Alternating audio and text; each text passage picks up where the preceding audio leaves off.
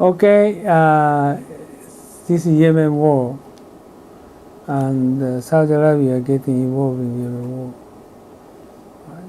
I forget this video. What is that? This is. The Saudi foreign minister has said this could take hours, days, even weeks.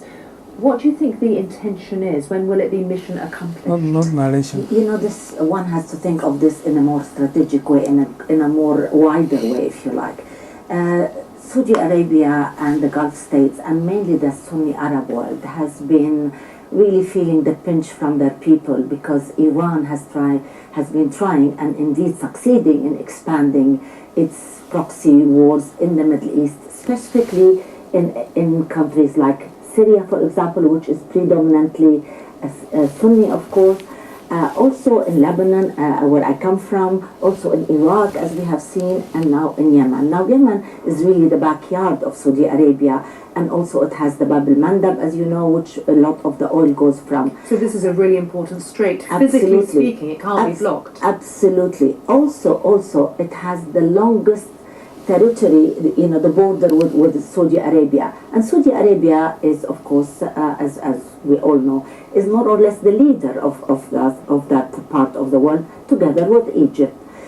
So there was a lot of pressure from many people in that part of the world, and I was recently there, back a week ago, where people are talking, oh, the Sunnis have no guts, and they buy all these weapons, all these countries, and they don't use them. Iran has been particularly rather mean. What she is talking about, Yemen is Saudi Arabia's backyard, okay?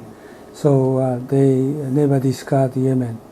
And Yemen is actually the current person in the government is supported by Iran.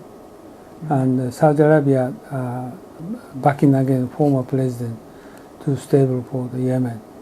But Iran is still trying to more impact into the Saudi Arabia. So exactly proxy war. And so Saudi Arabia put lots of money put in Yemen, but war will not, nobody understand when we're going to be finished. This is exactly the time. So you said the current leader is, so currently Yemen is allied with Iran? Yeah, and the previous leader, this one, next one. And the previous leader was allied with? Previous leader is Hadi.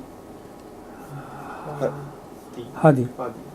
And Saleha, he kicked out Hadi. And Hadi is escaped to the Yemen, this southern area. And now is Saleha occupied and as a government. This is Iran supported him. This is Saudi Arabia supported him. 今はイランがサポートしてるね。Actually, the waging war. あ、内戦ですか。ああ、そう。Okay. あ、そういうことか。だから別に地理的にここは大事とかじゃなくて、それぞれサポートしている代表者が中にいるので戦ってますよ。Iran don't like Saudi Arabia. Simple reason. そうですね。Sunni, Shia. そうですね。In October 2016, the United States So you launched can a volley of missiles at Houthi rebels in Yemen after an attack on an American warship in international waters. The U.S. claims that this incident is isolated and that it doesn't have any direct military involvement in Yemen's civil war. However, many say that not only is the U.S. involved, but it's picked a side in what's being called a proxy war. So, what exactly is the U.S. doing in Yemen? Well, in a nutshell, Yemen is split between two groups. On one side are the Houthis, an anti-government rebel group aligned with the Shia branch of Islam. They oppose the active government, which was established without opposition after the 2011 Arab Spring. This ultra-conservative group is backed by Iran, which also aligns with the Shia faith and would see greater power in the Middle East if it was able to directly or indirectly control Yemen. On the other side is the Hadi government, which has struggled to maintain power since the Houthis The other side, Hadi, and Iran side, Saleh. enacted a coup d'etat in 2015. The Hadi government aligns with the Sunni faith, and for many of the same reasons, Saudi Arabia, as well as several allied Gulf states, support them. In short, Iran and Saudi Arabia are fighting a proxy war on the basis of power in the region and religious affiliation. The United States is far from neutral in the conflict. The United States is far from neutral in the conflict. With Saudi Arabia as a major, although questionable ally, the U.S. has provided significant support to the Hadi government and Saudi military since early In the conflict. This is not through intention.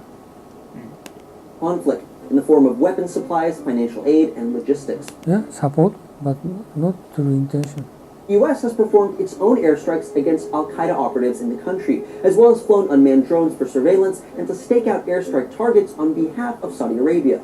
Saudi airstrikes have hit hospitals, markets, and residential neighborhoods, with more than 10,000 casualties from the war just within the past 2 years.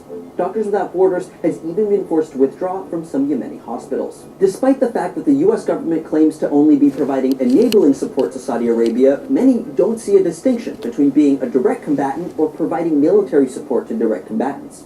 One of the most pressing issues is that this is far from the first time the U.S. has unilaterally entered conflicts without actually declaring war. In Libya, Syria, and in recent years Iraq, a similar bolstering of friendly forces has led to extended military operations by the U.S. And these actions are taken without any input from either American citizens or Congress. Okay, all those war is just only the handled by president, not American citizen, not Congress, not approval of Congress, because Obama said this is not war. Just president decision sending troops. Just solely vested with the responsibility to declare war according to the Constitution. Right? Not declare war. So they don't against Constitution, he said. But actually war. This sort of loophole participation, where war is not declared but military action is taken anyway, has largely changed the way the U.S. has become involved in conflict around the world.